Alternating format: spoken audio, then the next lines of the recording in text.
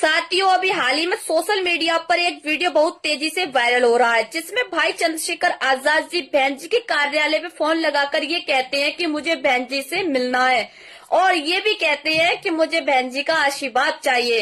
अब आशीर्वाद का क्या मतलब है, ये तो आप सभी लोग अच्छे से समझ रहे होंगे। साथियों, कुछ समय पहले जो राजस्थान में चुनाव हुआ था, जिसमें भाई चंद्रशेखर आजाद जी ने हनुमान बेनीवाल से गठबंधन किया, वो हनुमान बेनीवाल जो आरक्षण विरोधी था। साथियों, भाई चंद्रशेखर आजाद जी ने कुछ सीटों पर चुनाव लड़ा, चाहते तो वो अदर सीटों पर बहन जी का भी समर्थन दे सकते थे, पर उन्होंने ऐसा नहीं किया। अब बात करूंगी हरियाणा की, जहां भाई चंद्रशेखर आजाद जी ने दुष्यंत चौटाला जी के साथ गठबंधन किया। वो दुष्यंत चौटाला जी जो पिछले चुनाव में बीजेपी सरकार का सहयोगी था। साथियों, जहां चंद्रशेखर भाई ने जो चुनाव लड़े थे कुछ सीटों पर, वो चाहते तो अदर सीटों पर भी बहन जी का समर्थन दे सकते थे, पर उन्होंने ऐसा नहीं किया। अब बात करूंगी दिल्ली चुनाव की, जहां भाई चंद्रशेखर आजाद जी ने कुछ ही सीटों पर अपने प्रत्याशियों को उतारा। वो चाहते तो वो अदर सीटों पर बहन जी को भी समर्थन दे सकते थे, पर उन्होंने ऐसा नहीं किया, बल्कि उन्होंने समर्थन केजरीवाल जी को दिया। उन्होंने ये भी कहा कि हम चाहते हैं कि केजरीवाल जी यहाँ से जीते। आप समर्थन दे रहे हो अन्य पार्टियों को और आशीर्वाद मांग रहे हो बहन जी से। मैं कहती हूँ, अगर बहन जी की जगह कोई और भी होगा तो वो भी आपको आशीर्वाद नहीं देगा। अब मैं बात करूंगी आपकी और आपकी पार्टी की विचारधारा की। आपकी पार्टी में मैंने अपनी पूरी ईमानदारी निष्ठा के साथ काम किया, पूरे तन मन के साथ काम किया। धन तो मेरे पास था नहीं जो मैं आपकी पार्टी को दे सकती, पर अपनी पूरी ईमानदारी के साथ काम किया।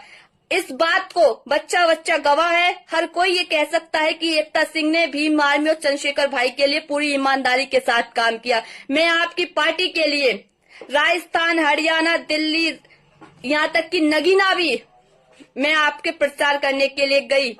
बीच में एक हादसा भी मेरे साथ हुआ, मेरा भाई चला गया, पर मैं भाई खत्म होते उसके 5वें दिन में नगीना फिर पहुंच गई आपका प्रचार कराने के लिए, आपको जिताने के लिए। पर मुझे मिला क्या? जब जिले और मंडल के लोगों ने मुझ पर टीका टिप्पणियां की, मेरे कैरेक्टर पे उंगली उठाई गई। जब इस बात की शिकायत मैंने ऊपर की तो मुझसे ये कह दिया गया कि पार्टी संगठन की बदनामी होगी, इस मामले को यहाँ दबा दिया जाए। तो मैंने भी ये सोच लिया था कि हमारी पार्टी के कुछ लोग गंदे हो सकते हैं, पर हमारी पूरी पार्टी गंदी नहीं है। इस बात को सोचते हुए मैं चुप हो गई, पर फिर भी मेरे ऊपर टीका टिप्पणियां बंद नहीं हुई। जिसलिए मैंने राष्ट्रीय लेवल, प्रदेश लेवल, जिले, मंडल सबसे मैंने यही कहा कि मुझे जिम्मेदारी दी जाए, जिससे कि मेरे ऊपर जो टीका टिप्पणियां हो रही हैं वो नहीं होंगी। पर मुझे आज 1.5 साल हो चुका है। 1.5 साल से बस मैं एक ही बात बोल रही हूँ अपने राष्ट्रीय लेवल के नेताओं से कि मुझे जिम्मेदारी दी जाए, पर अभी तक मुझे जिम्मेदारी नहीं दी गई। मैं पूछना चाहती हूँ कि एक लड़की जो आपके लिए पूरी ईमानदारी से काम कर रही है, उसको जिम्मेदारी देने में ऐसी क्या आपत्ति आ गई आपको?